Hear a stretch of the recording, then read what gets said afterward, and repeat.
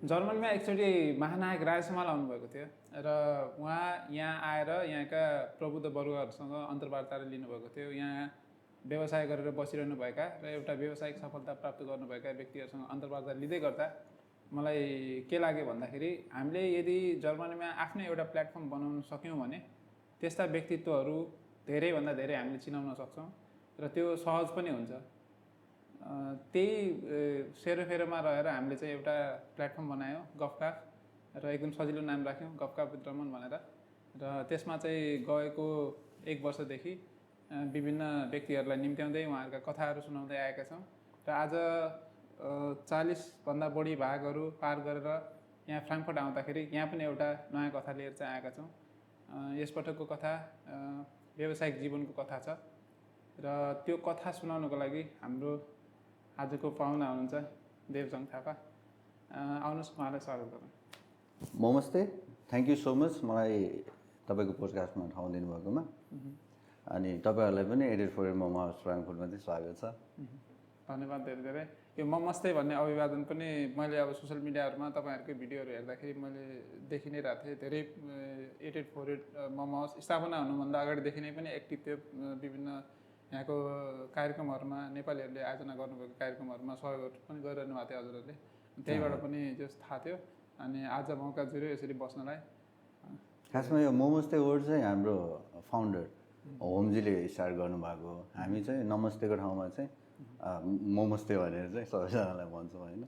त्यही नै हो यसको स्टोरी चाहिँ। राम्रो पनि छ।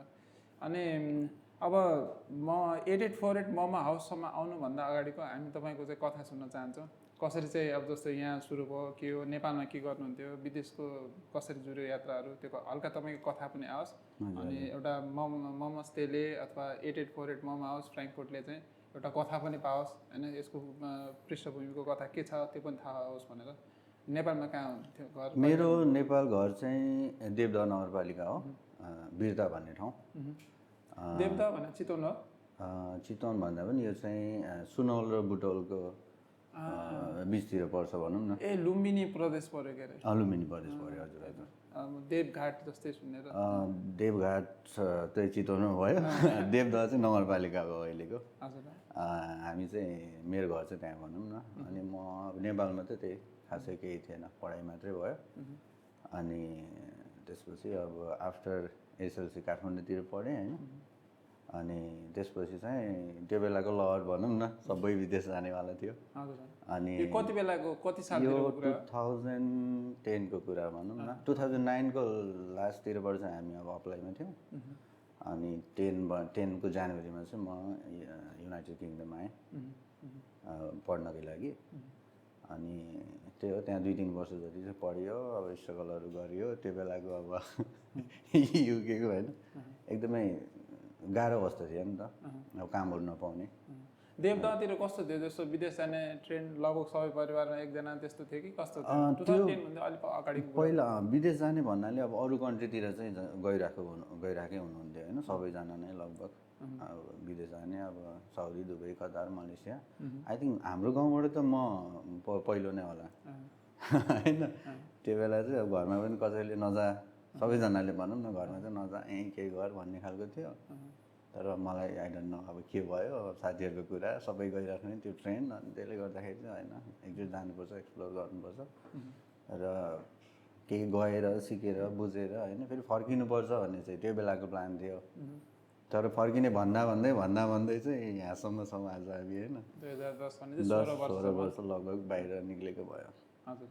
कस्तो थियो युकेको बसाइहरू?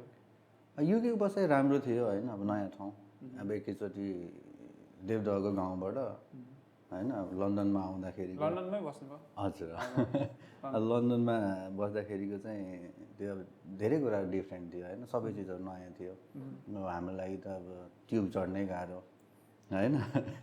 जे चिज पनि नयाँ थियो भनौँ। ट्युब भने चाहिँ ट्रेन भने अब हामीले त साइकलको ट्युब टाइपको सम्झिने खालको थियो नि त। तर बिस्तारै अब सिक्दै गयो होइन। त्यहाँको अब इन्भाइरोमेन्टमा घुलमिल हुँदै गयो। अब त्यही हो, पहिलोचोटि घर छोडेको अनि टाढा, अब नयाँ देश होइन। अब स्ट्रगलहरू अब अरूहरूले गरेको जस्तै नै हो भनौँ न। अब त्यसलाई स्ट्रगल मान्ने कि अब एउटा लर्निङ मान्ने कि होइन, अब जसरी लिँदा पनि हुन्छ। तर त्यो बेलामा गाह्रो थियो, अहिले सम्झिँदा चाहिँ जस रमाइलो लाग्छ। त्यो दिनहरूले चाहिँ यो दिनसम्म चाहिँ ल्यायो भने जस्तो लाग्छ। गाह्रो दिनहरूमा कहिलेकाहीँ मलाई नै अब विदेश आउने बित्तिकै त सबै कुराहरू आफूले सम्हाल्नु पर्ने हुन्छ। घर बस्दासम्म त बाआमाको घरमा बसिन्छ, उहाँहरूले कमाएको खाइन्छ होइन, त्यो अलग्गै जिन्दगी हुन्छ। बाहिर आउने बित्तिकै त बा पनि आफै आमा पनि आफै सबै कुरा आफै गर्नु पर्दाखेरि नेपाल छँदा त अब त्यस्तै नि त होइन, घरमा अब यो गर भन्ने नि भन्ने खालको होइन। अब धेरै डुल्ने, अब साथीहरूसँग हिँड्ने, अनि अब वास्ता नहुने भनौँ न, एउटा जिम्मेवारी बोध नभएको बेला। अनि अब घरमा केही चाहियो भने अब डिमान्ड गर्दा भयो होइन। अनि त्यसपछि त्यस्तै खालको थियो। अब बाहिर आएपछि सबै चिज हेर्नु पऱ्यो, अब पकाउनेदेखि लिएर खानेदेखि लिएर अब कलेज म्यानेजको कुराहरू, कलेज टाइमिङ, जब होइन। अब युकेमा त्यो पढाइ चाहिँ कस्तो थियो? जस्तो तपाईँ पढ्दै काम गर्ने हुन्छ कि कस्तो हुन्छ युकेको पढाइ चाहिँ? त्यो बेला चाहिँ त्यो हामीलाई काम गर्नलाई चाहिँ 20 आवर अलाउड थियो जम्मा हप्ताको। जस्तो यहाँ चाहिँ अहिले अलि बढाएको छ के अरे? अहिले सायद 24 घन्टा त्यस्तै त्यो थियो। अब त्यो चाहिँ हाम्रो लागि गाह्रै थियो कि युकेमा अफोर्ड गर्नलाई, त्यो कामले मात्रै चाहिँ। त्यो चाहिँ जस्ट हामीलाई अब ट्राभलको लागि मात्रै हुने टाइपको थियो। अनि त्यो बेलामा काम पाउनै गाह्रो थियो क्या युकेमा, एकदमै गाह्रो थियो काम पाउनु। अब हामी चाहिँ झोलामा सिपी बोक्ने होइन, पसल बाँड्दै हिँड्ने अब काइन्ड अफ। फेरि 2-3 जना साथीसँगै, अनि रमाइलो चाहिँ रमाइलो पनि क्या एक हिसाबले, अप्ठ्यारो पनि। अनि अब ऊ पनि गइरहेछ, अर्को साथी पनि गइरहेछ, सँगै हिँडिरहेछ, अनि त्यो रमाइलो पनि थियो एक हिसाबले। यो अहिलेसम्म पनि यहाँ पनि लगभग त्यस्तै नै छ सिबी। तपाईँहरूकोमा पनि आउँछ? आउँछ नि, भाइहरू आउँछ सिबी। अहिले जस्तो कति अब म यो पोडकास्ट चाहिँ प्रायः नेपालमा बसेको, अनि जर्मनी आउन चाहनेहरू धेरैले हेर्नुहुन्छ होइन। अनि कति आइसकेको मान्छेहरूले पनि त्यो काम नपाएको फ्रस्ट्रेसनहरू चाहिँ बेला बेलामा चाहिँ लेखिरहनु भएको हुन्छ। अनि तपाईँसँग त्यो कथा सोध्नुको एउटा कारण चाहिँ यहाँ अहिले स्थापित जिन्दगी बिताइरहेकाहरूले पनि त्यही बाटो हिँडेर आएका हुन् र बाटो त्यस्तै नै हो भन्ने एउटा जानकारी होस् भन्नलाई पनि हो। अनि त्यो सिबी बाँड्ने त्यो प्रोसेस चाहिँ तपाईँ पनि जानुभयो, म पनि त्यही भएर आएको हो। अनि 3 वर्षसम्म बस्नुभयो भन्नुभयो होइन जर्मनी? अनि त्यसपछि चाहिँ कता जानुभयो? त्यसपछि म स्पेन गएँ। अब त्यो बेलाको चाहिँ खास कस्तो थियो भने अब एकदमै कम्प्लिकेटेड सिचुएसन। अब कलेजहरू भटाभट बन्द भइदिने, अब कलेजहरू ब्ल्याकलिस्टमा पर्ने, प्राइभेट कलेजहरू। अनि त्यो कारणले गर्दाखेरि म जोइन भएको कलेज पनि अनफर्चुनेटली त्यही भयो, अनि ब्ल्याकलिस्टमा गयो। अब त्यसपछि हामीसँग केही अप्सनै भएन। अब त्यो बेलामा चाहिँ अर्को कलेज चेन्ज गर्नलाई नै एक्सपेन्सिभ नै थियो, अनि त्यो सबै चिज म्यानेज गर्न गाह्रो भयो। अनि त्यो सबै चिज भएपछि अब साथीहरू स्पेनतिर जाने भन्ने, अब स्पेन जाउँ न त, स्पेनमा गएर। अनि अब हामीलाई रमाइलो पनि लाग्ने कि त्यो काममा साथीहरू पनि स्पेनिस थियो, अनि उनीहरूको त्यो टोन सुन्दाखेरि पनि कि स्पेनिस टोनमा इङ्ग्लिस सुन्दा हामीलाई एकदम रमाइलो लाग्ने। अनि त्यसपछि स्पेनको फेस्टिभलहरू भयो नि, त्योहरू सुन्दा स्पेन जानु पायो भने त अब त्यो एक्सप्लोर गर्नु पनि पाइन्छ एक हिसाबले भन्ने पनि थियो। अनि त्यस्तै भयो। त्यसपछि चाहिँ ल स्पेन जाने भन्ने डिसिजन लियो त्यहाँबाट। अनि हामी 4जना साथी चाहिँ, होइन 3जना साथी चाहिँ सँगै थियौँ। अनि 3जना नै ल जाने भनेर अनि स्पेनको प्लान गऱ्यो। जस्तो युकेमा हुँदाखेरि चाहिँ केही त्यस्तो व्यवसायसँग जोडिने भएको थियो कि अथवा त्यो कामहरू चाहिँ के? अनि जस्ट नर्मल काम गरिरहेको थिएँ म, रेस्टुरेन्टमा नै काम गर्थेँ त्यहाँ पनि, जापानिज रेस्टुरेन्टमा। त्यो काममा हुँदाहुँदै साथीहरू सबै सँगै काम गर्ने साथीहरू थियौँ। अनि एउटै प्लान, ल नेपालबाट आउँदा पनि ल जाम भने जाम टाइपको थियो नि त होइन। त्यो बेला त्यस्तै, अब जसले जे भन्दै थिएँ। अब स्पेनको बारेमा पनि केही थाहा थिएन है खासै, अब त्यो ओला भन्ने पनि नजानिने, होला भन्ने होइन। अनि त्यसपछि अब साथीहरूमा के गर्ने त भन्दा अब त्यो मेबी त्यो टाइममा हामीले डिसिजन लिनु पनि सकिँदैन थियो क्या, के गर्दा बेटर हुन्छ भन्ने पनि थिएन। अनि तपाईँको हामीलाई गाइड गर्ने मान्छे पनि कोही थिएन होइन। अब यो बाटो हिँड्यो, अनि त्यो बाटो बन्द भएपछि यता हुँदो रहेछ भन्यो, फेरि ब्याक आयो, अनि फेरि अर्को बाटो हिँड्यो। त्यस्तो पहिला विदेश आएकाहरू चाहिँ अब पाथ फाइन्डर जस्तो भयो, उहाँहरूले चाहिँ बाटो बनाइदियो, अब यता जान मिल्छ, यस्तो जान मिल्छ। अब हाम्रो अनुभवले सायद अब पछिको मान्छेहरूलाई चाहिँ एउटा दिशानिर्देश जस्तो हुन्छ होला, यस्तो छ। अब फेरि सिचुएसन पनि अहिले त त्यस्तो छैन होइन। अब अहिले सोसियल मिडियाले गर्दा पनि नेपालमै बसेर पनि मान्छेले वर्ल्ड वाइडली के भइरहेको छ होइन, सबै बुझिरहेको छ नि त। तर हाम्रो टाइममा त अब त्यति इन्टरनेटहरू थिएन, फेसबुकहरू नै थिएन। अनि अब अहिले त यहाँ आउने स्टुडेन्ट भाइहरूले कति धेरै बुझेको देख्छु क्या मैले। नेपालबाट आउँदाखेरि लगभग कामको पनि, त्यसपछि अब रुमहरूको, कलेजको बारेमा यताउता सबै चिजहरू चाहिँ धेरै नै बुझेर आएको देख्छु मैले हाम्रो टाइममा भन्दा चाहिँ। त्यो पनि छन्। अनि कति मान्छेहरू चाहिँ अझै पनि अब त्यो सही सूचनाहरू नपाएर ठगिएर आउने हिजो भर्खरै पनि त्यो त फेरि अब होइन चलि नै रहेछ। कसैले चाहिँ अब होइन मौकाको फाइदा लिने जबकि यति त्यस्तोमा धेरै पर्ने सूचनाहरू छन् त हैन, अब त्यो सायद अलि खोज्ने बानी कम भएर पनि हो कि होइन त्यो चाहिँ अनि अब कस्तो पनि हुन्छ भने चाहिँ फेरि त्यसमा अब तपाईँले बुझ्नु भएको छैन भनेर केही कुरा सुन्नु भएको छ भने त होला भन्ने नै त भयो नि त अनि त्यसमा चाहिँ मेबी कोही चाहिँ मिसगाइडेड हुनुहुन्छ कि मिसगाइडमा पर्नुहुन्छ कि त्यो कारणले होला भनेपछि त्यसरी तपाईँहरू पनि अब त्यो साथीभाइहरू ल ल भन्दै ल ल जाम भने जाम होइन अनि स्पेनमा चाहिँ कस्तो थियो त स्पेनमा कति लामो समय बस्नुभयो स्पेन त म 2013देखि 2020सम्मै बसेँ 7 वर्ष जस्तो 7 वर्ष बसेँ स्पेनको त एकदमै अब एकदम रमाइलो थियो ठाउँ होइन नेपालको जस्तै फिल हुने अब हामी चाहिँ त्यहाँ बस्यो स्कुल जान्थ्यौँ ल्याङ्ग्वेज पढ्नलाई त्यो बाहेक हाम्रो अरू केही कामै हुँदैन थियो कि ल्याङ्ग्वेज गयो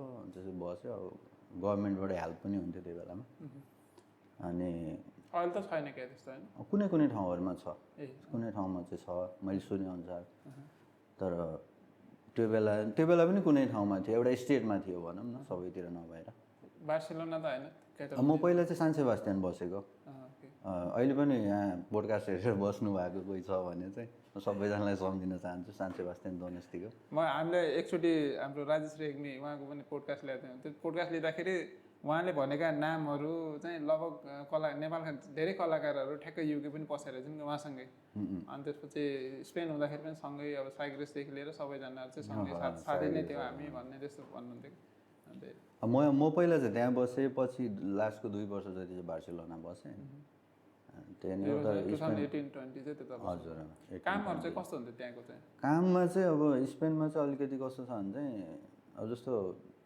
समरमा सिजनल काम चाहिँ धेरै हुन्छ भनौँ न सिजनमा चाहिँ तपाईँको एकदम आराममा रहने खेतीसँग रिलेटेड हो कि होइन म त जहिले नै फेरि गास्ट्रोनोमी खास अब इन्ट्रेस्टिङ कुरा के भने चाहिँ ठ्याक्क घरमा चाहिँ खाना पकाउन भनेपछि मेरो घर छेउमा बहिनीहरू थियो क्या अनि मैले खाना बनाउनु पऱ्यो भने चाहिँ बाइचान्स म उनीहरूलाई भन्थेँ क्या म तिमीहरूलाई बजारको दिनमा केही किनिदिन्छु होइन खाना बनाइदिएँ भन्थेँ कि मैले मेरो पालोमा अनि नेपालबाट आउँदा पनि कस्तो खालको थियो मेन्टालिटी भाँडा माझ्नु पऱ्यो भने माझिदिने बरु होइन त्यतिसम्म चाहिँ सोचेर आएको होइन अरू जे काम गर्नु पऱ्यो भने गरिदिने तर अब पकाउने काम भनौँ न त्यतातिर चाहिँ लाग्दिनँ भनेको होइन तर म हुँदै चाहिँ त्यसमा नै अब होइन त्यही नै जीवन भयो ठिक छ 2013 तिर चाहिँ म पनि बार्सिलोना बसेको थिएँ म 2012 मा आएको जर्मनी चाहिँ हजुर अनि त्यति बेला पनि जर्मनी त्यस्तो धेरै नाम चलेको थिएन अझ ब्याचलरमा त्यो पनि इङ्ग्लिस मिडियममा आउने भनेपछि एकदम थोरै मान्छेहरू थियो अचम्म मान्थे मान्छेहरू अब विदेश पढ्न जाने भनेको इन्जिनियरिङ गर्नलाई अलि साइन्स पढेको अलि त्यस्तो जाने भन्ने हुन्थ्यो म चाहिँ फेरि म्यानेजमेन्ट पढ्न आएको थिएँ अनि ठ्याक्कै हामी 2013 मा त्यता जाँदाखेरि चाहिँ त्यही युकेबाट आएको धेरै नेपालीहरू चाहिँ भेटिनु भएको थियो कि बरु हामी बस्ने सहरहरूमा त त्यस्तो धेरै नेपाली हुनुहुन्थेन त्यो बेला एकदमै कस्तो भयो भने चाहिँ 2010मा त ठिकै थियो मान्छेहरू भर्खर टायर 4 खुलेको थियो मेबी 8 देखि हामी चाहिँ 9 तिर आयौँ अनि 10, 11, 12सम्म चाहिँ मान्छेहरू स्ट्रगल गरिरहेको थियो चलिरहेको थियो जस्तो बसिरहेको थियो होइन अनि त्यसपछि अब मेरो कलेज मात्रै होइन कि त्यो धेरैको नै त्यस्तै भयो म्याक्सिमम् चाहिँ अनि किन त्यस्तो भयो भन्दा पनि मलाई के लाग्छ भने चाहिँ अब त्यो अफोर्डेबल नै थिएन क्या अब तपाईँ पहिला त बाँच्ने हेर्नुहुन्छ होला नि कसरी सर्भाइभ हुने अनि त्यो बेलामा चाहिँ मान्छेले नेपालबाट कसरी आउनु भएको थियो सबैजनाले होइन पैसा जुटाएर आउनु भएको थियो कि या त्यो पैसा फेरि पे ब्याक गर्नुपर्ने थियो कि होइन त्यो कन्डिसनले गर्दा पनि धेरै मान्छेलाई चाहिँ त्यहाँ टिक्नै गाह्रो बनायो कि त्यसले गर्दा त्यो टाइममा चाहिँ म्याक्सिमम् मान्छे पोर्चुगल या स्पेन त्यति बेला पोर्चुगल पनि यस्तै थियो कि पोर्चुगल पनि धेरै चाहिँ पोर्चुगल नै जानुभयो होइन त्यो टाइमको धेरै पोर्चुगल जानुभयो त्योभन्दा कममा चाहिँ अब स्पेनतिर चाहिँ जानुभयो स्पेनको नेपाली कम्युनिटी चाहिँ कतिको थियो तपाईँ छोडेर आउँदासम्म 2020 म छोडेर आउँदासम्म त अब बार्सिलोनामा त म त्यति कम्युनिटीमा जाने मौका नै भएन तर म बसेको सान सेबास्टियनमा चाहिँ हामी जाँदा आई थिङ्क 12 जना हुनुहुन्थ्यो हामी 3 जना गएर 15 जना भयो होइन अनि त्यो सान सेबास्टियन कुन ठाउँतिर पर्छ अलि बिगर सिटी बिल्बाओबाट चाहिँ 1 आवरको डिस्टेन्स भनौँ न रोयल सोसिदाद भन्ने फुटबल क्लब एरिया तपाईँले गर्नु मलाई म्याड्रिड थाहा छ बार्सिलोना त्यो पनि मेसिलिया नर्मली त्यो चाहिँ अब त्यो बिलबाउको नजिक पर्छ भनौँ त्यहाँको सेल्भिया भन्ने चाहिँ थाहा छ पोर्चुगलबाट त्यो बोर्डरमा पर्दो रहेछ त्यो ठ्याक्कै त्यसको अपोजिट साइड पऱ्यो भनौँ न नट यता फ्रान्सको बोर्डर एरियातिर पऱ्यो ओके ठिक छ ल अनि त्यसपछि जर्मनी चाहिँ कसरी आउनुभयो जस्तो स्पेनबाट यहाँ आउँदाखेरि चाहिँ के सोचेर चाहिँ आउनुभएको थियो कस्तो थियो एक्सपेक्टेसनहरू एक्सपेक्टेसन त खासै केही थिएन मेरो चाहिँ अब वाइफ चाहिँ पहिल्यैदेखि यहीँ भइरहेको भएर मेरो चाहिँ खास फ्यामिली रियुनियनको लागि म आएको मेन रिजन चाहिँ त्यो भयो अरू एक्सपेक्टेसन त अब खासै राखेर म केही पनि आएको थिइनँ त्यो अब नेपालबाट युके आउँदा युकेबाट स्पेन जाँदा र स्पेनबाट यहाँ आउँदा पनि त्यहाँ गएर यस्तो हुन्छ भन्ने चाहिँ केही थिएन अब नेपालमा पनि ल जाऊँ भन्ने जाऊँ टाइपको थियो होइन साथीहरूसँग अब भनौँ न केही त गर्नु पऱ्यो भन्ने चाहिँ सधैँ थियो अब नेपालमा छँदा नि के गर्ने त खासै गरिहाल्ने स्थिति थिएन अब त्यसपछि बाहिरै जाने लड चाहिँ अब बाहिर नै आयो अनि युके आइसकेपछि चाहिँ अब बेटर अपर्च्युनिटी खोज्दै आयो भनौँ न होइन त्यहाँभन्दा बेटर त्यहाँ होला भनेर आयो त्यहाँभन्दा बेटर त्यहाँ होला भनेर आयो सो यहाँसम्मको यात्रा चाहिँ त्यही बेटर अपर्च्युनिटीको खोजिने हो वाइफ चाहिँ बिहा चाहिँ कति बेला गर्नुभएको थियो ओहो यो चाहिँ गाह्रो क्वेसन हो अब यहाँ चाहिँ फसाउने आई थिङ्क बिए हामीले 2017मा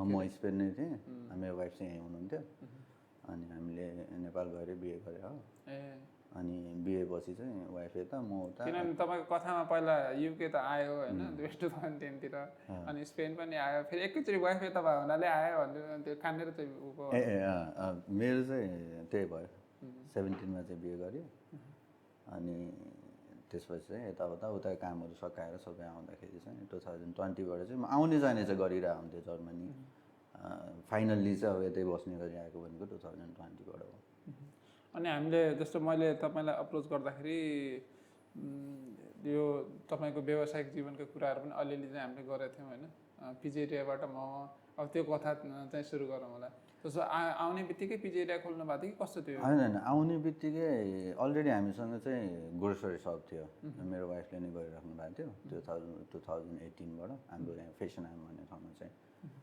ग्रोसरी सप छ आउने बित्तिकै त त्यही नै सुरु गरेँ भनौँ न त्यहाँबाट सुरु गऱ्यो 2020सम्म त्यहाँ गऱ्यो अनि त्यसपछि कामहरू पनि गर्थेँ मैले जापानिज रेस्टुरेन्टमा अनि कोरोना आयो नि त अनि कोरोना पछि चाहिँ काम बन्द भयो रेस्टुरेन्टहरू बन्द भयो अनि त्यसपछि सर्टेन टाइम त बन्द नै भयो अनि अलि पछि चाहिँ मेबी जहाँसम्म मलाई याद छ अलि पछिबाट चाहिँ टेकअवे चाहिँ गर्न मिल्ने भनेर त्यसरी गऱ्यो अनि सुरुमा चाहिँ अब दुवैजनाले त्यही पसलमा गर्थ्यो वाइफको छुट्टै काम प्लस पसल मेरो पनि पसल प्लस काम त्यसरी गरिरहेको हुन्थ्यो त्यस परिवारमा एकजनाको एउटा स्टेडी इन्कम जस्तो कुनै एउटा स्टेबल पेसा भयो भने अर्कोलाई एक्सपेरिमेन्ट गर्न चाहिँ धेरै छुट हुन्छ त्यो त डेफिनेटली हो त्यसमा चाहिँ धेरै हेल्प पनि भयो होइन अनि अब त्यो आएर चाहिँ मैले बिहानमा चाहिँ म पसलमा बस्ने 3 बजीसम्म अनि वाइफको चाहिँ बिहानैबाट काम हुन्थ्यो अनि वाइफ चाहिँ 3 बजीदेखि चाहिँ फर्किने हिसाबले अनि म चाहिँ फेरि बेलुकाको काम गर्थेँ सुरुमा चाहिँ अनि अलि पछि हुँदै गएपछि चाहिँ अब त्यो पसलमा गर्दै गयो अनि त्यहाँबाट चाहिँ अब त्यही हाम्रो नजिक पसलको नजिकमा चाहिँ पिज्जाको त्यो पनि फ्रेन्चाइजी नै थियो होइन नजिक गरिरहेको थियो उनीहरूसँग कुरा बुझ्दा चाहिँ अब के गरौँ भन्ने चाहिँ थियो मलाई अब ल अब ग्रोसरी सपलाई चाहिँ 2 वर्ष जति चलायो अब वाट इज नेक्स्ट त्यस्तै अब युके आएपछि वाट इज नेक्स्ट स्पेन भएपछि वाट इज नेक्स्ट भने जस्तै बिजनेसमा पनि अनि त्यहाँ कुराहरू भयो ठिकै लाग्यो अनि होइन गरौँ भनेर चाहिँ हामीले अहिले जुन ठाउँमा बसिरहेछौँ हामी पिज्जा पनि यहीँ नै गर्थ्यौँ सो हामीले 2022बाट 25सम्म चाहिँ 3 वर्ष यहाँ पिज्जा गऱ्यौँ त्यही नै हो फेरि एकदम सेन्ट्रल लोकेसनमा छ नि हजुर मेन स्टेसनबाट हामी 2-3 मिनट हिँडेरै जस गाडीमा आउन चाहिँ अलि पार्किङको अलि हुँदो रहेछ तर पब्लिक ट्रान्सपोर्टबाट चाहिँ एकदम इजिली रिचेबल छ त्यस सिटीको मेन फेरि मलाई फ्र्याङ्कफर्ट चाहिँ एकदम सुन्दर सहर लाग्छ कि सुन्दर सहर भन्दा सहर चाहिँ होइन सुन्दर भन्दाखेरि फेरि फ्र्याङ्कफर्ट बानफ एरिया अलि बदनामै छ तर त्यसले गर्दा नै अलिकति इम्प्रेसन चाहिँ जस्तो कोही बाहिरबाट मान्छे आयो भने चाहिँ बानफ एरिया देख्ने बित्तिकै चाहिँ होइन त्यो जसलाई पनि फर्स्ट इम्प्रेसन चाहिँ अलिक नराम्रो नै हुन्छ जस्तो लाग्छ मलाई चाहिँ 2012मा आउँदाखेरि फ्र्याङ्कफर्टमै ल्यान्ड गरेको थिएँ अनि यो स्काई स्क्र्यापरहरू देखेर चाहिँ ओहो जर्मनी कडा भन्ने लागेको थियो। तर ट्रेनबाट अलिअलि छ जाँदै खेत फाँट डाँडा हरियाली देखेपछि ए यो त नेपाल जस्तै छ भने जस्तो भएको थियो। त्यही भएर अझै पनि म बेला बेला अहिले आउँदाखेरि पनि जब स्काई स्क्र्यापरहरू देखिरहेको थिएँ जहिले नै राम्रो फिल गराउँछ कि जस्ट एकदम ठुलो सहर भन्ने जस्तो फिल गराउँछ।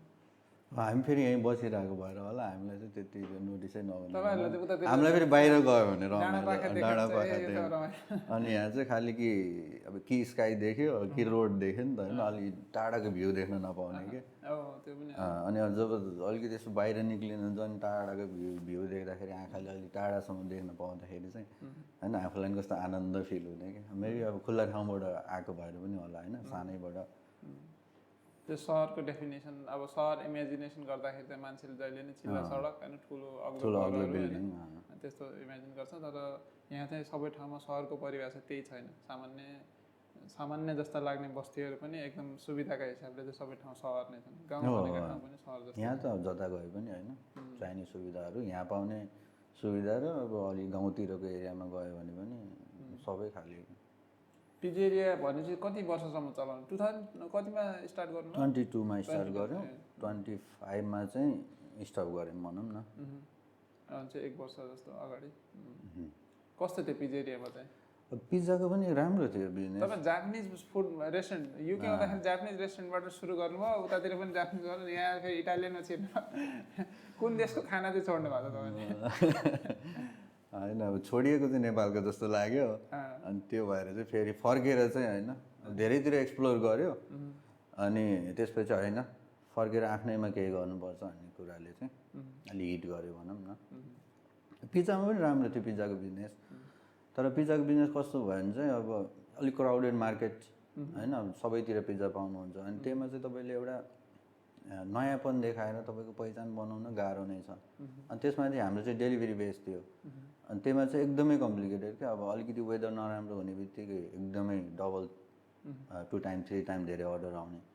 अनि पिज्जाको त सुन्नुभएकै होला 20 मिनट डेलिभरी हो फ्री भन्ने होइन।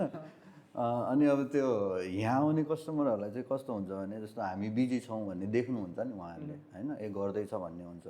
अब त्यो घरबाट अर्डर गर्नेलाई कस्तो हुन्छ भने उहाँलाई चाहिँ मैले मात्रै अर्डर गरेको छु जस्तो लाग्छ। मैले उहाँलाई गलत भन्न त खोजेँ होइन, कसैले 20 मिनटमा अर्डर गर्छ भने पाउनु पनि पर्ने हो। तर त्यो एट्याचमेन्ट नरहने कि कस्टमर र उसको यहाँ स्टोरको भनौँ न। अनि पुऱ्याउँदाखेरि अब कहिले ट्राफिक छ, कहिले वेदर हुन्छ, अब कहिले केही चिज बिर्सिदिरहेको हुन्छ होइन ठाउँमा। अनि फेरि तपाईँको ठ्याक्क अब इभिनिङको टाइममा यसै ट्राफिक, अनि त्यसमा डेलिभरी गर्न अब गाडीमा लिएर गएको मान्छे त कता जाने, अड्कियो न ब्याक आउन मिल्यो न अगाडि जानु मिल्यो। त्यो च्यालेन्जेसहरू थियो एउटा। अनि अर्को कुरा चाहिँ एउटा इमोसन जोडिएको भएन भनौँ न। अब तपाईँको हामी यहीँ पनि अब म मेरो वाइफ अरू स्टाफहरू के खाने भनेर हामीले 12 बजेबाट भन्थ्यौँ के खाने, कसैले पनि यो खाने भन्नै नसक्ने क्या।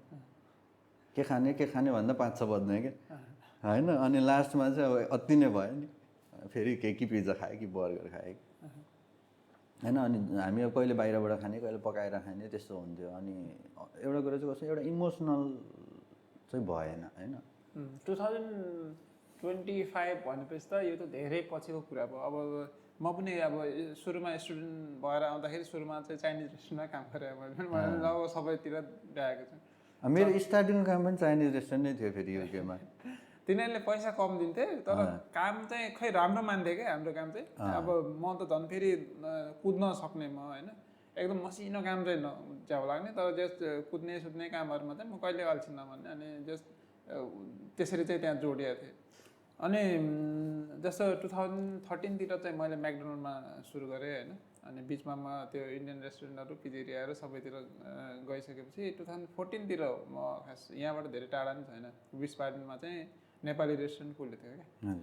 अनि सुरुमा 2012मा आउँदाखेरि पनि मैले एकजना नेपाली दाइलाई भेटेर आफूलाई इन्ट्रोड्युस गराउँदाखेरि चाहिँ इन्डियन हो भन अनि चिन्छन् भन्ने कुरा थियो क्या। तर मलाई त आइडेन्टिटी क्राइसिस भइरहेको थियो त्यो ठाउँमा आएर। जबसम्म म नेपालमा थिएँ त्यति बेलासम्म मलाई चाहिँ म नेपाली हुँ भनेर चिनाउनु परेको थिएन। सबले मलाई चिन्थे अनुहार नेपाली भनेर होइन। अनि त्यो प्रिभिलेजबाट एकैचोटि यो नयाँ ठाउँमा आएर टक्को होस् भन्दाखेरि मान्छेले नचिनिदिने त्यो हुँदाखेरि चाहिँ त्यस्तो माहौलमा त्यो एउटा नेपाली रेस्टुरेन्ट खोल्ने कुरा आएको थियो कि त्यो यहीँ उसबाट नजिकैको रेस्टुरेन्ट हो त्यहाँ पनि त्यही क्वेसनहरू थियो क्या जस्तो भावना आफ्नो आफ्नो ठाउँमा छ तर व्यापार त भावनाले चल्दैन प्र्याक्टिकल भाडा दिनुपर्छ कस्टमर बिल त पे हुनु पर्यो नि पहिला अनि नेपाली कुजिन भनेर त्यस्तो धेरै चिनेको पनि छैनन् खानाहरू नेपाली खाना भनेर प्राय नेपालीहरूले जतिले व्यवसाय गर्नुभएको छ प्रायःले चाहिँ इन्डियन रेस्टुरेन्ट भनेरै राख्नुभएको छ होइन अनि त्यस्तो माहौलमा चाहिँ त्यति बेला चाहिँ रेस्टुरेन्ट सुरु गर्नुभएको थियो नेपालको नाम राखेर नेपाली खाना भनेर नेपाली अझ त्यो टिबेटन पनि युज गरेर किनभने टिबेट अब युरोपमा अलिक बढी पपुलर छ त्यो माहौलबाट अनि 2025मा आएर ल अब पिज्जेरिया त सब पिज्जा खाने भने चाहिँ कसैले बुझाउनु पर्दैन कमसेकम युरोपमा होइन नेपालमै पनि अब त थाहा हुन्छ अनि त्यस्तो माहौलमा चलिरहेको खाना छोडेर एकैचोटि नेपाली मोमोमा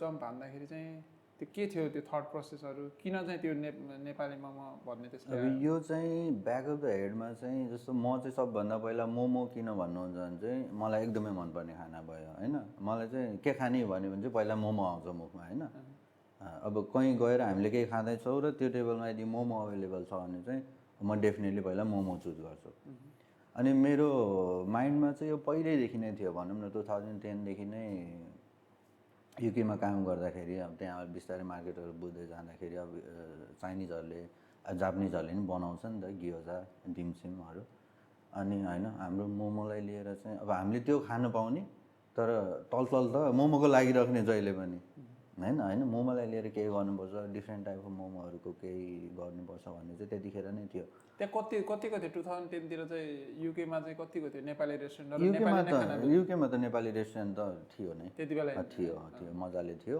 तपाईँको नेपाली कम्युनिटी भएको एरियातिर एकदम पुरानो पनि हो युकेको नेपाली कम्युनिटी अनि त्यहाँ त युकेमा चाहिँ थियो होइन मजाले हामीले त्यहाँ पाउँथ्यौँ अनि स्पेनतिर गएपछि चाहिँ त्यो भएन अनि त्यो एकदमै गाह्रो थियो अनि जुन तपाईँले भन्नुभयो नि जुन नेपाली नाम राखेर चलाउन गाह्रो थियो त्यो चाहिँ आई थिङ्क अहिलेसम्म पनि त्यो चाहिँ छ सुरुबाटै त्यस्तै भयो जस्तो जसले खोल्नु भयो त्यो टाइममा चाहिँ नेपाली खाना त्यति प्रमोट भएको थिएन र अहिले पनि त्यति प्रमोट भएको छैन होइन अन्डर रिप्रेजेन्टेड नै छ यो त्यो बेलामा चाहिँ मेबी उहाँलाई इमोसन हुँदै पनि एउटा बाध्यता पनि थियो नि त एज आई सेड कि बिल त पे हुनु पऱ्यो पहिला तपाईँ इन्भेस्ट गर्नुहुन्छ सबै चिज गर्नुहुन्छ त्यहाँ अब नेपालको नाम मात्रै राखेर 2 महिनामा बन्द गर्नुपर्छ भने त त्यो गरेको केही अर्थ रहेन त्यही भएर उहाँहरूले पनि अब के गर्नु भने जे बिक्छ त्यही बेच्ने त हो नि फेरि होइन मैले एक खालको मेनु बनाउला मलाई मनपर्ने बनाएर त भएन खाने मान्छेले त्यसलाई इन्जोय गर्नु पर्यो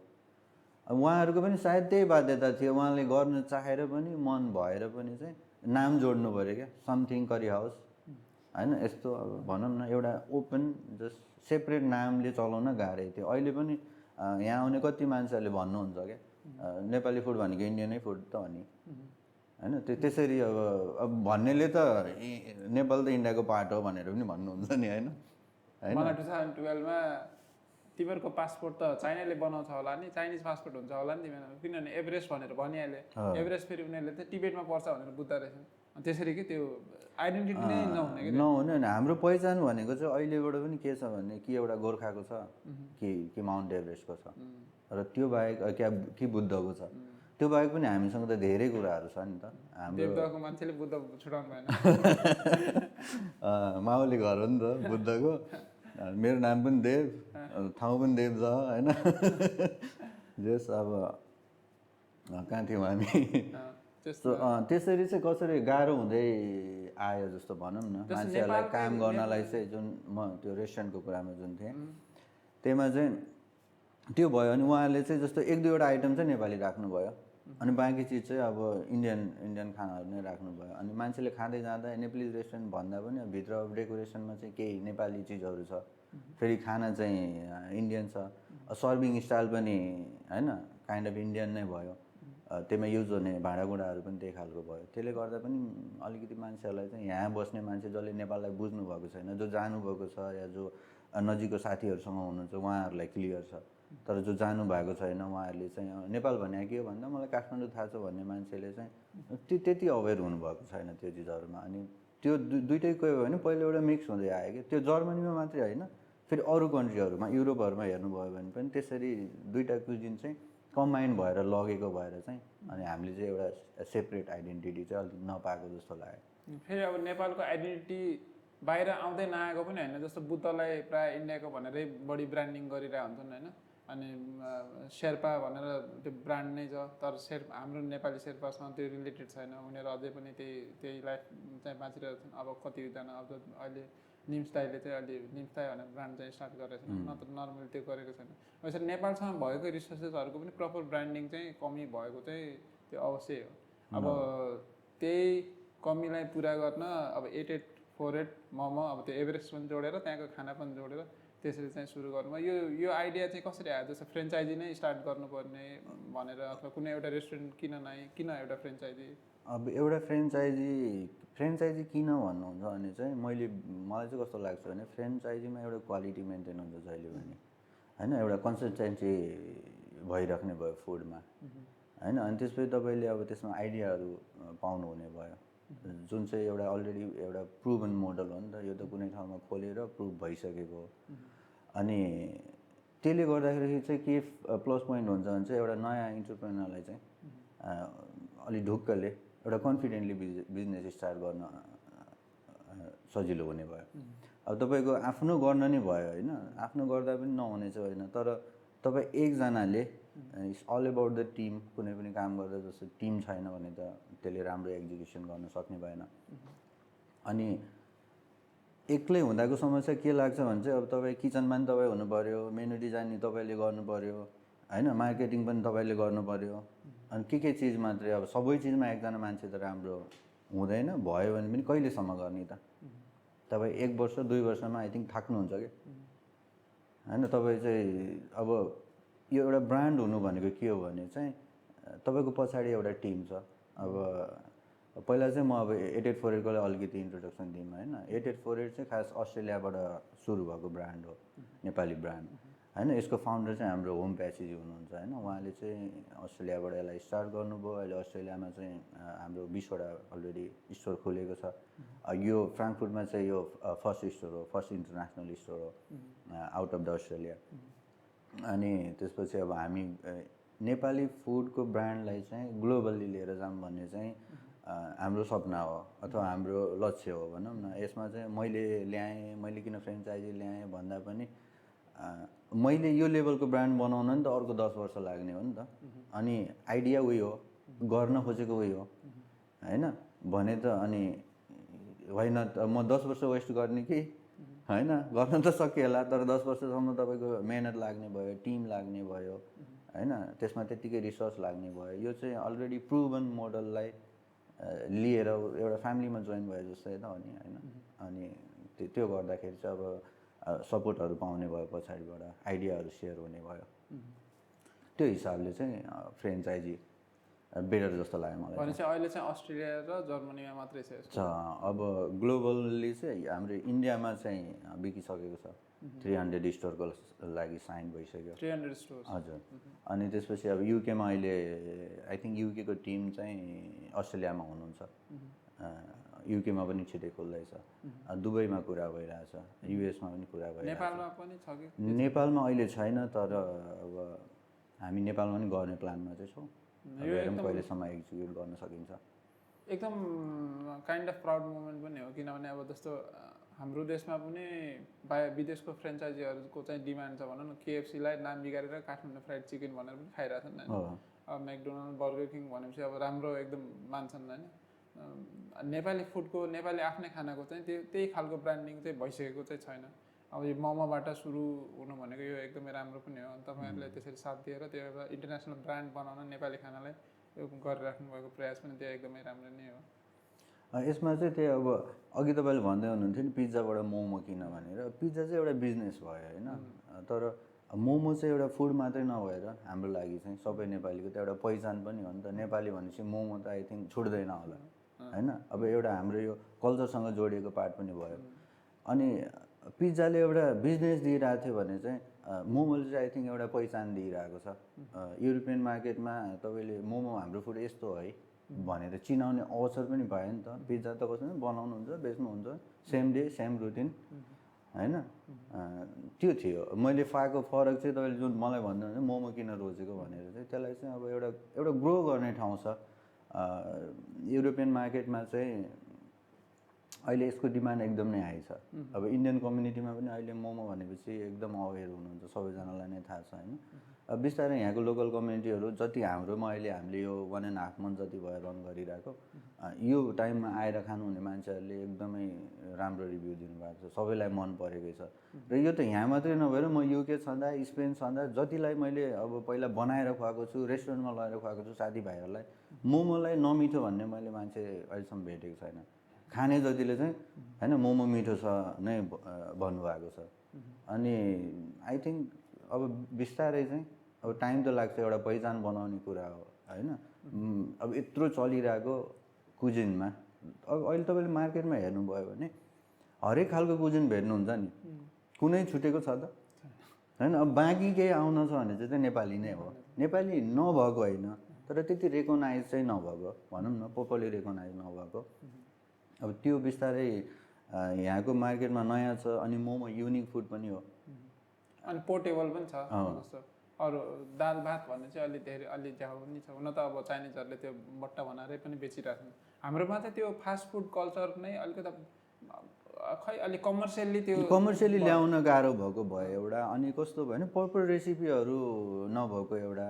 अनि जुन अघि तपाईँले फ्रेन्चाइजी नै किन भन्दै हुनुहुन्थ्यो नि यसमा चाहिँ कस्तो हुन्छ भने प्रायः अब एकजना सेफ आउनुभयो तपाईँले हायर गर्नुभयो बिजनेस गर्दै हुनुहुन्छ उहाँले अब त सबैजना ओनरले त सबै जानेको हुन्छ भन्ने छैन। अनि एकजना सेफ हायर गर्नुभयो अब जसले पनि बेटर अपर्च्युनिटी खोज्ने त नर्मल हो होइन नेचुरल प्रोसेस भयो। अनि उहाँले अब त्यहाँ आउनुभयो उहाँको जुन टेस्ट थियो त्यो टेस्ट त्यहाँ रह्यो। अब उहाँले एउटा बेटर अपर्च्युनिटी पाएर नेक्स्ट टाइममा जाने बित्तिकै यताको सबै गयो क्या त्यो टेस्ट पनि वहीँसँग गयो क्या। त्यो भएको भएर हाम्रो चाहिँ के छ भने चाहिँ अब हामीले चाहिँ यसलाई प्रोडक्सन हामी आफै गर्छौँ 90% प्रोडक्टको प्रोडक्सन हामी फ्याक्ट्रीमा अहिले चाहिँ हामी अब मिनी फ्याक्ट्री चलाइरहेछौँ। हामी मेसिनबाट मोमो बनाउँछौँ अनि हामी प्रपर रेसिपी एकदम स्केलिङ होइन। अब हाम्रो छुट्टै टिम छ हाम्रो R&D टिम छुट्टै छ। हाम्रो विनोद बराल भन्ने हुनुहुन्छ दाइ R&D हेड हाम्रो 84 मोमो हाउसको उहाँ चाहिँ लन्डन बस्नुहुन्छ। हामीले यो स्टोर खोल्दा पनि लगभग हामीले यहाँ 2 महिना रिसर्च गऱ्यौँ होला। हामीलाई यहाँ पिठै नमिल्ने अस्ट्रेलियाबाट जुन हामीलाई रेसिपी थियो त्यसमा पिठो नमिल्ने इभन नुनको मात्रा नमिल्ने होइन। अब त्यो मेसिनहरूलाई फिट गर्ने कुराहरूदेखि लिएर हामी एउटा मसला खोज्नलाई 2 दिनसम्म हिँडेछौँ 3 जना होइन नभेटेर। अनि त्यो चिजहरू चाहिँ अलिकति कम्प्लिकेटेड थियो तर बिस्तारै एउटा बेस बसिसकेको छ। यसलाई बिस्तारै गर्दै गयो भने डेफिनेटली अब आउने मार्केटमा चाहिँ नेपाली फुडले मोमोले चाहिँ पक्कै पनि राम्रो गर्छ भन्ने चाहिँ लाग्छ मलाई चाहिँ। अब जस्तो यो मोमो खानालाई आउनेहरूमा चाहिँ नेपालीहरू मात्रै धेरै हुन्छन् अथवा इन्डियनहरू हुन्छन् कि लोकल कम्युनिटीहरू पनि आइरहेछन्? अहिले चाहिँ हाम्रो धेरै चाहिँ नेपाली कम्युनिटीकै हुनुहुन्छ तर अब बिस्तारै चाहिँ लोकल कम्युनिटीको मान्छे इन्डियन कम्युनिटीको बढ्दै हुनुहुन्छ भनौँ न। अनि जस्तो नेपाली के अरे यो यहाँको लोकल कम्युनिटी आउनेमा चाहिँ कस्तो खाले मान्छेहरू आउनुहुन्छ? जस्तो मैले प्रायः देखेको चाहिँ नेपाल एकचोटि गइसकेको मान्छेहरू चाहिँ नेपाली खाना खोज्दै आउँछन् त्यसरी चाहिँ त्यस्तो पनि हुनुहुन्छ। अनि कतिजना चाहिँ कस्तो हुनुहुन्छ भने अब हिँडिरहेकै बेलामा यसो बाहिर हेरेर त्यो पिक्चरहरूले एट्र्याक्ट भएर आउनेहरू पनि हुनुहुन्छ।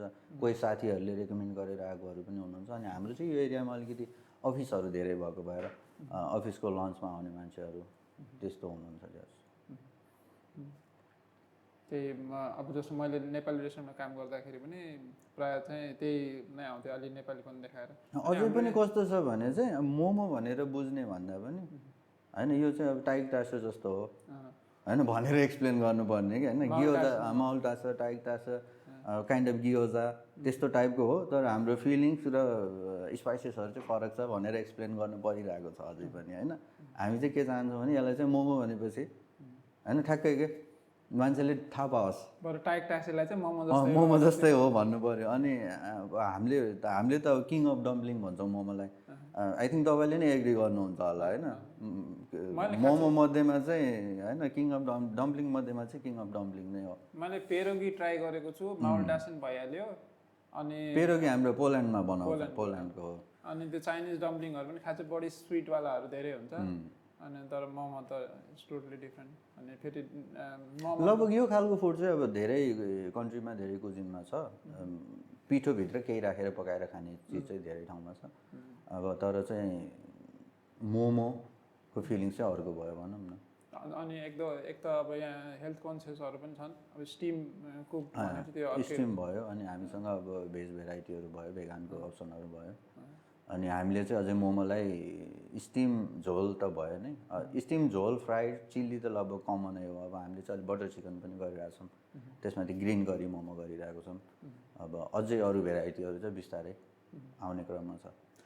अनि अब जस्तो मोमो त अब फ्र्याङ्कफर्ट त भयो, तर सबै अब जर्मनी फेरि एकदम ठुलो देश छ होइन। अब नेपालभन्दा ठ्याक्क 2.5 गुणा जस्तो ठुलो देश छ अनि जनसङ्ख्या चाहिँ यहाँ फेरि 11,000 मात्रै नेपाली छन्। एकदम छरिएर बस्नुभएको छ उत्तरदेखि दक्षिणसम्म। के छ प्लान चाहिँ 8848 को प्लानहरू, एक्सपेन्सनको प्लानहरू? अब 8848 को अबको प्लान भनेको चाहिँ अब एक्सपान्सन गर्ने एउटा प्लान भइ नै हाल्यो होइन। अनि चाहिँ मोमोलाई चाहिँ युरोपियन मेन स्ट्रिम मार्केटमा चाहिँ मोमोलाई एउटा पहिचान दिलाउने चाहिँ हाम्रो योजना हो। अनि एउटा नेपाली फुडको ब्रान्डलाई चाहिँ एउटा ग्लोबल ब्रान्ड बनाउने चाहिँ हाम्रो चाहिँ अबको योजनाहरूमा चाहिँ त्यो हो होइन। मेन त्यो चाहिँ अब अस्ट्रेलियाबाट टिम पनि लागिरहेको छ। त्यो नै हो भनौँ न। अब वहाँबाट सुरु भएर यहाँ आयौँ, अब सबैतिर भइरहेको छ। हामीलाई केही इन्क्वायरीहरू पनि छ, जर्मनीबाट पनि छ, अल ओभर द युरोपबाट पनि छ। अब हामी कसरी सकेसम्म चाहिँ अब यो भर्खर स्टार्ट भयो, अब हामी सकेको एक्सपान्सनमा चाहिँ जोड दिन्छौँ यसपछि चाहिँ। अलिकता यहाँ बसिरहनु भएका नेपालीहरूलाई पनि सहयोग होस्, जसले चाहिँ अब लामो समयसम्म अस्ति एकजना हाम्रो नेपाली हुनुहुन्थ्यो, धेरैलाई धनी बनाइयो, अब चाहिँ आफ्नै लागि केही गर्ने मन छ भन्दै हुनुहुन्थ्यो होइन। अनि उहाँ जस्तो मान्छेको लागि पनि एउटा जानकारी होस्। जस्तो मोमो यो 8848 मोमोसँग चाहिँ जोडिनको लागि चाहिँ के छ प्रोसेसहरू, जस्तो फ्रेन्चाइजीको प्रोसेसहरू कसरी उहाँहरूले चाहिँ सुरु गर्नु? 8848मा जोडिन त जस्ट 1 कल अवे हो होइन। 1 कल गर्नुभयो भने त्यहाँबाट जोडिहाल्यो हामी। यसको लागि अब फ्रेन्चाइजी लिन चाहनुहुन्छ भने चाहिँ अब हामीसँग इच एन्ड एभ्रिथिङ रेडी नै हुन्छ। हामी 90% प्रोडक्ट हामी आफै बनाएर पठाउँछौँ। त्यसले गर्दाखेरि के हुने भयो भने तपाईँको क्वालिटी जहिले पनि एउटै रहने भयो, चेन्ज हुने कुरा भएन। अनि हामीलाई प्रपर अब 10 वर्ष एक्सपिरियन्स भएको, 15 वर्ष एक्सपिरियन्स भएको सेफ चाहिएन। तपाईँले 1 घन्टा 2 घन्टा ट्रेनिङ दिँदाखेरि चाहिँ होइन जसले पनि गर्न सक्ने हुने भयो। अब इभन अहिले तपाईँ हाम्रो किचनमा जानुभयो भने चाहिँ तपाईँले मजाले बनाउन सक्नुहुन्छ कि त्यस्तो कम्प्लिकेटेड केही पनि छैन। हामीले इच एन्ड एभ्रिथिङ प्याकेटमा हुन्छ। You just open it, steam it or fry it, एकदम इजी किचन। अब हाम्रो अर्को प्लस पोइन्ट के भने तपाईँको प्रोडक्सन कस्ट एकदमै कम हुने भयो, स्टाफ कस्ट कम हुने भयो। अनि यसलाई चाहिँ कस्तो भने अब इच एन्ड एभ्रिथिङ रेडी छ, कपी पेस्ट हो होइन। तपाईँले केही चिजहरूमा टेन्सन लिनु परेन होइन। पोइन्ट अफ सेलका सिस्टमदेखि लिएर अनि अब हाम्रो आइडिया सेयरदेखि लिएर हाम्रो एक्सपिरियन्स सेयरदेखि लिएर हामी ट्रेनिङहरू दिन्छौँ। इभन फर्स्ट स्टोर ओपन गर्न जाँदाखेरि हामी आफै गएर पनि त्यहाँ हेल्प गर्छौँ।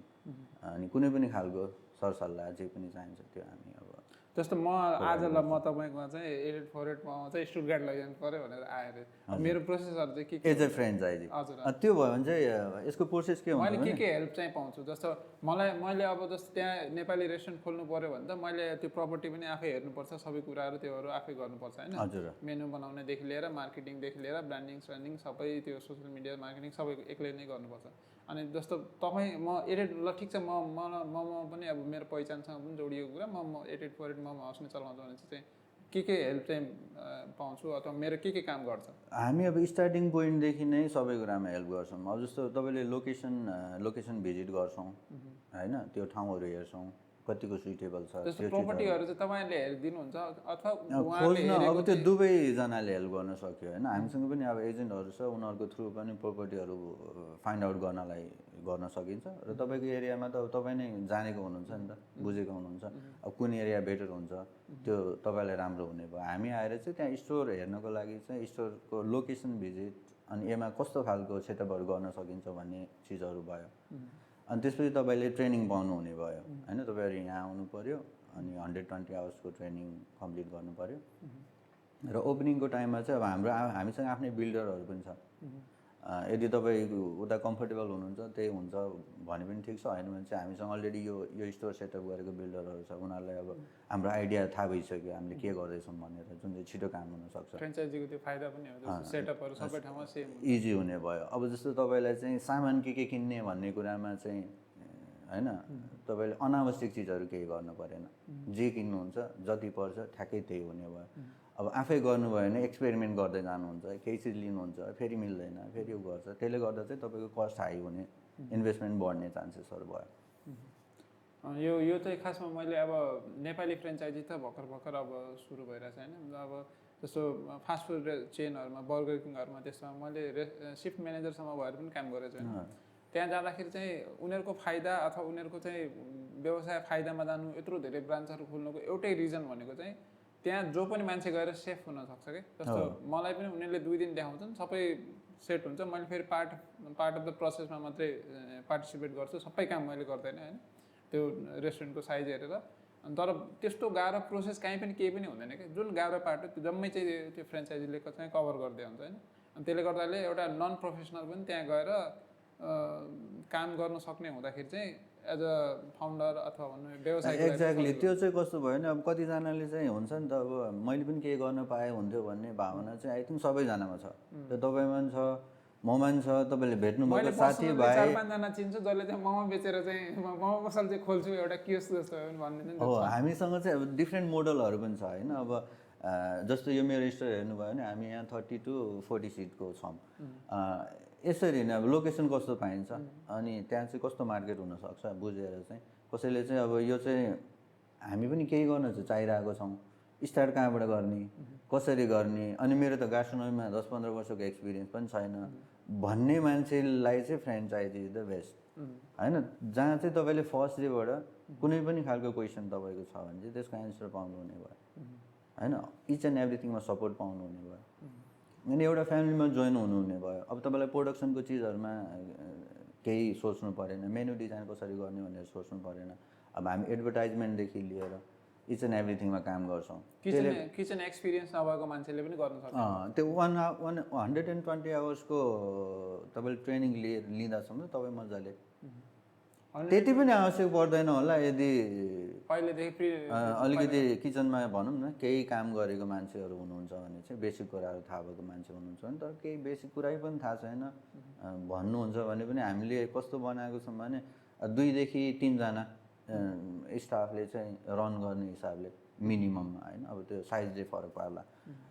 तपाईँको किचनमा 1 जना, फ्रन्टमा 1 जना, अब विकेन्डतिर अलिक बिजी आवरमा अर्को 1 जना, 3 जना, नर्मली 2 जनाले हामीले अहिले यहाँ पनि हामी 2 जनाले रन गर्छौँ बिजिएस्ट टाइममा पनि होइन।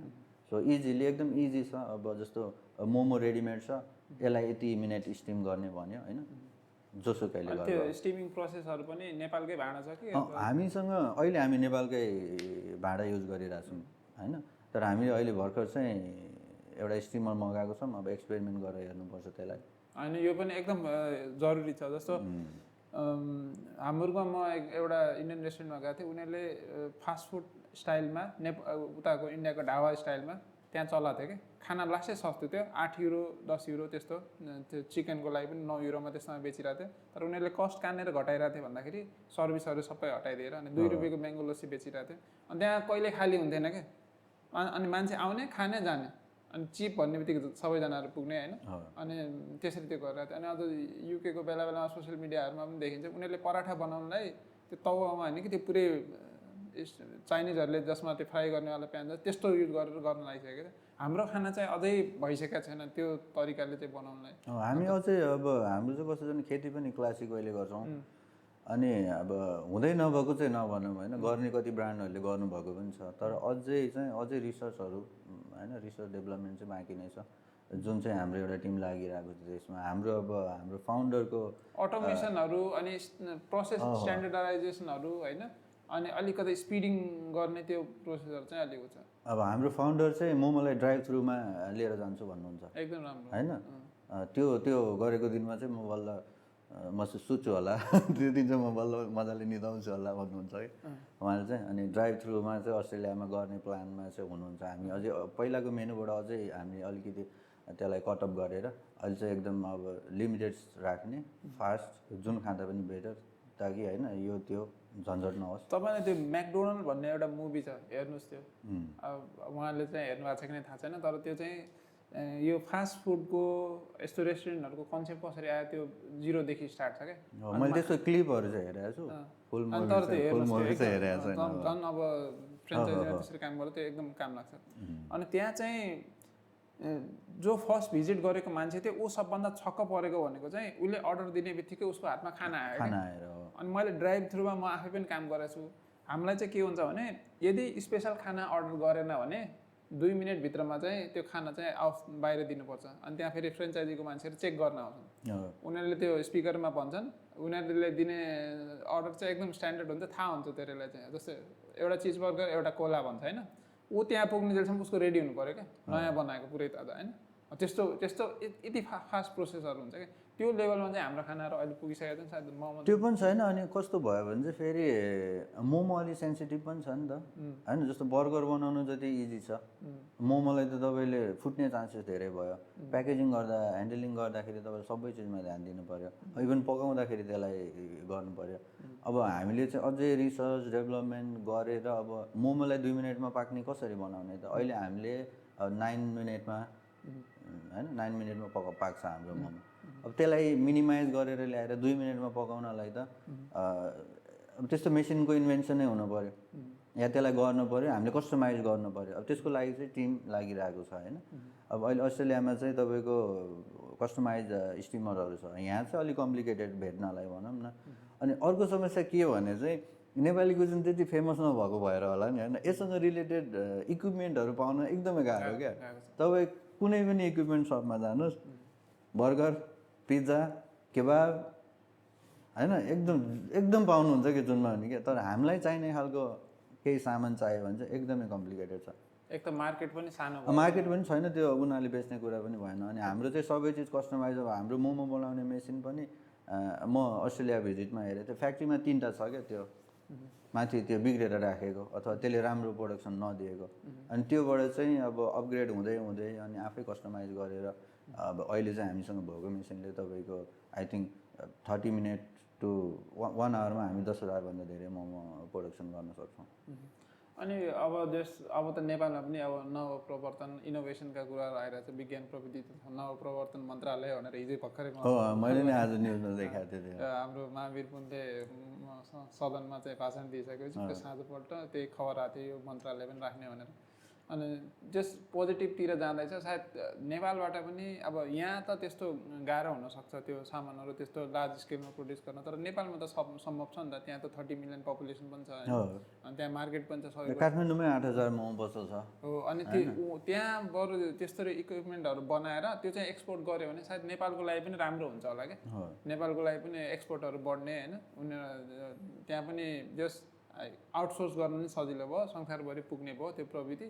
त्यसरी पनि सायद त्यही हो, पहिला त डिमान्ड हुनु पऱ्यो होइन। अब डिमान्ड चाहिँ अब नेपालले त्यो चिजहरू बिस्तारै गर्न अब केही वर्ष त लाग्छ, केही वर्ष हामीलाई पनि यो प्रोजेक्टलाई अगाडि लिएर जान लाग्छ। अब होपफुल्ली आजभन्दा 5 वर्ष अगाडि अलि अर्कै थियो, अहिले एटलिस्ट केही होइन नेपाली बिजनेसहरू आइरहेको छ, रेस्टुरेन्टदेखि लिएर अब सबै अरू सेक्टरहरूमा पनि नेपालीहरूको। यहीँ जर्मनी पनि हेर्नुहुन्छ भने तपाईँ त अझै मभन्दा धेरै टाइमबाट हुनुहुन्छ होइन, तपाईँले नजिकबाट देख्नु भएको छ।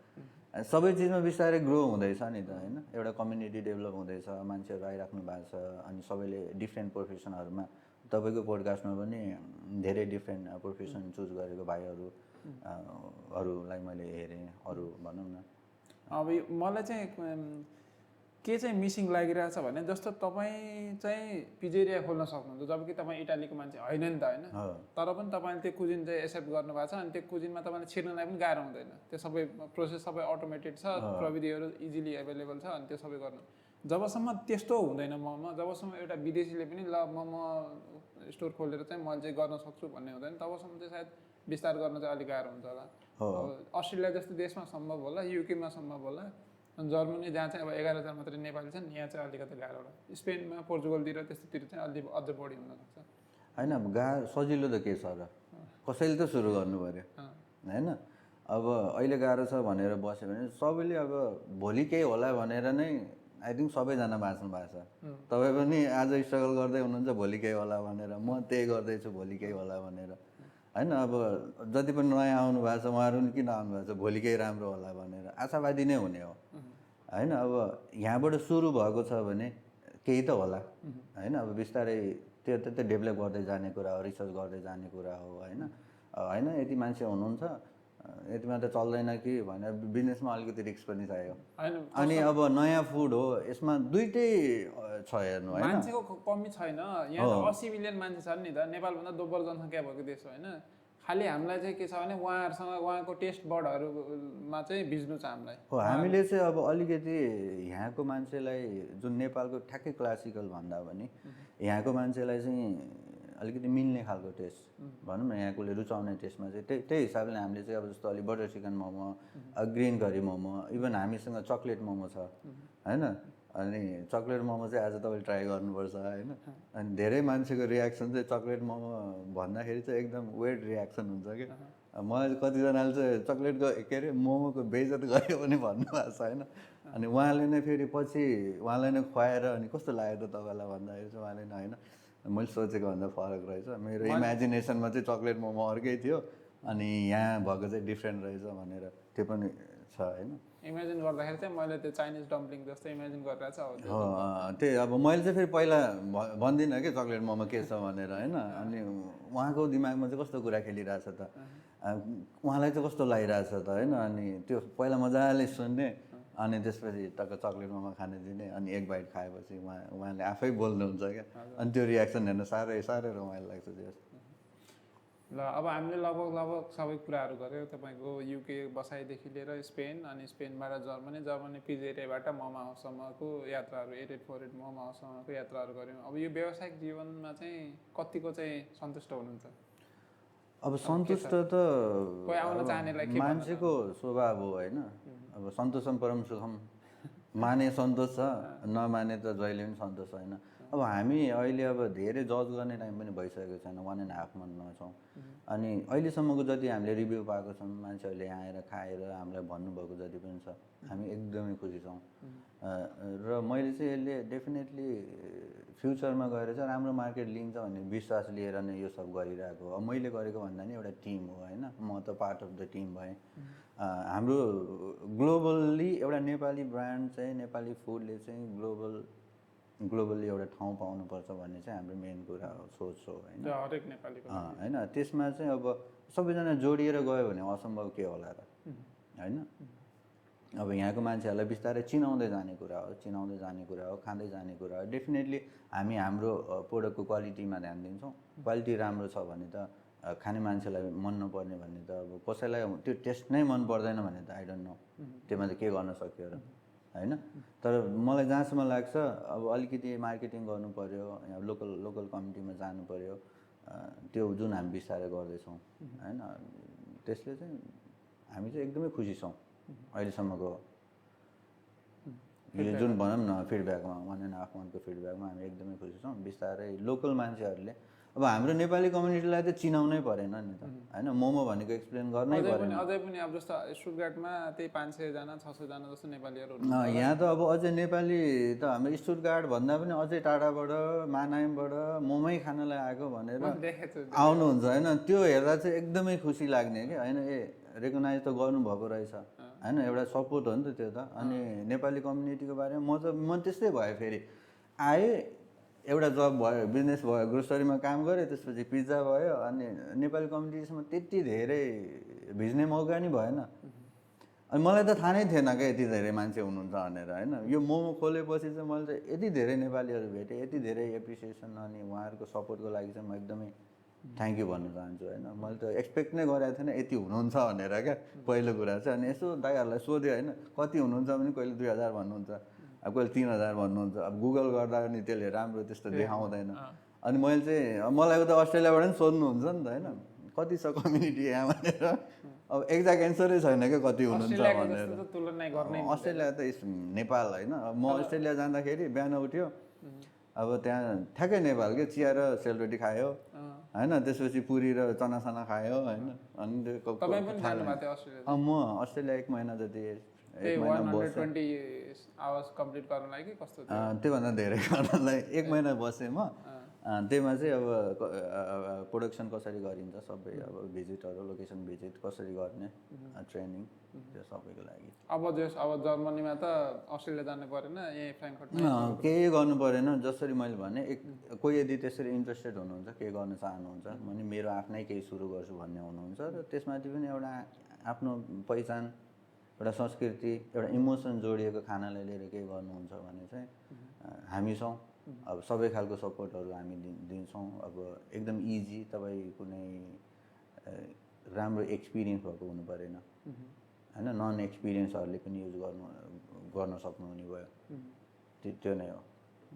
हस्, आज जस रमाइलो कुराकानी भयो, अलिक फरक विषयमा पनि कुराकानी भयो, त्यसको लागि समय दिनुभयो, त्यसलाई धेरै धेरै धन्यवाद। अब एकछिनपछि चक्लेट मोमो खाउँ न। डेफिनेटली सबै खालको मोमो ट्राई गर्नु पऱ्यो नि तपाईँले। के छ अन्तिममा भन्नुपर्ने? अब अन्तिममा त त्यही हो, थ्याङ्क यू सो मच। तपाईँले पनि अब त्यो टाढादेखि आएर मलाई बोल्ने मौका दिनुभयो, त्यसको लागि धेरै धेरै धन्यवाद। हामीले कुरा पनि धेरै पहिलाबाट गरिरहेको थियौँ तर सम्भव जुरिरहेको थिएन। सो आज चाहिँ एकदम राम्रो भयो भनौँ न। हामीले यसरी कुरा नि गऱ्यौँ अनि मोमोकै लागि कुरा गर्नेवाला थियौँ, आज मोमो खान पनि पाइने भयो। पोडकास्ट त हाम्रो बाहना हो, खासमा मोमो खाने चाहना हो।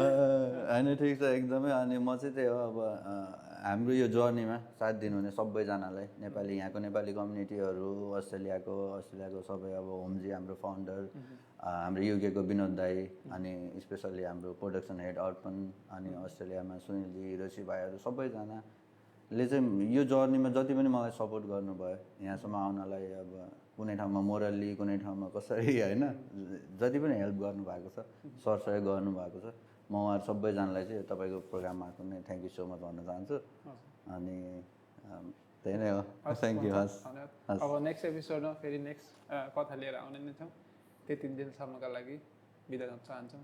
हस् त, धन्यवाद। My God.